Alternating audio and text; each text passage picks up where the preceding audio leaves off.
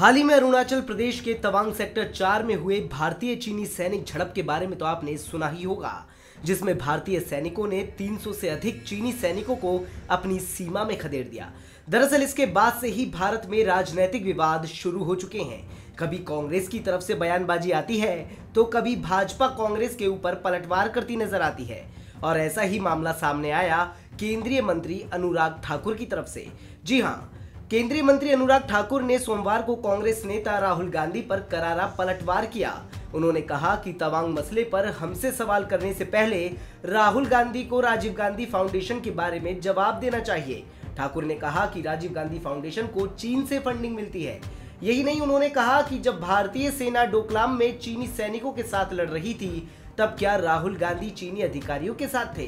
यानी सीधा सीधा केंद्रीय मंत्री ने पूर्व अध्यक्ष राहुल गांधी के ऊपर चीनी अधिकारियों के साथ मिले होने का इल्जाम लगा दिया।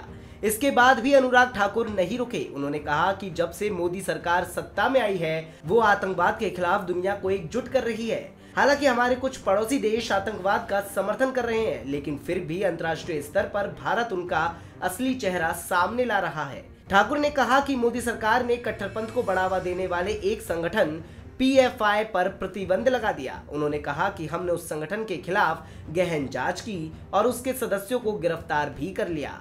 केंद्रीय मंत्री ने कांग्रेस के पूर्व अध्यक्ष राहुल गांधी पर तंज कसते हुए कहा कि पूर्वोत्तर राज्यों में 2014 में मोदी सरकार के आने के बाद शांति का दौर शुरू हुआ। हिंसा में 80% की कमी आई और नागरिकों की मृत्यु दर में 89% की कमी आई। उन्होंने बताया कि 2014 के बाद से अब तक 6000 उग्रवादियों ने आत्मसमर्पण किया है। इसके चलते वामपंथी उग्रवाद में 265% की कमी दर्ज की गई है। आतंकवाद और उग्रवाद के खिलाफ मोदी सरकार ने जीरो टॉलरेंस की नीति अपनाई है। यदि आप सर्जिकल स्ट्राइक और बालाकोट स्ट्राइक को देखें और आतंकवादियों के खिलाफ स्ट्राइक के बाद 2014 से जम्मू कश्मीर में आतंकवाद 168% कम हुआ है। हालांकि अब तक कांग्रेस के पूर्व अध्यक्ष राहुल गांधी की तरफ से कोई भी बयान नहीं आया है, लेकिन केंद्रीय मंत्री की इस बयानबाजी से ये तो साबित हो गया कि अब बीजेपी भी कांग्रेस को नहीं छोड़ने वाली। उनके ऊपर उठे हर सवाल का जवाब बीजेपी अब करारे तौर पर देगी। अब देखना ये होगा कि ये सियासी मोड़ किस ओर रुख करता है। जानने के लिए बने रहिए पंजाबकेसरी.com के साथ।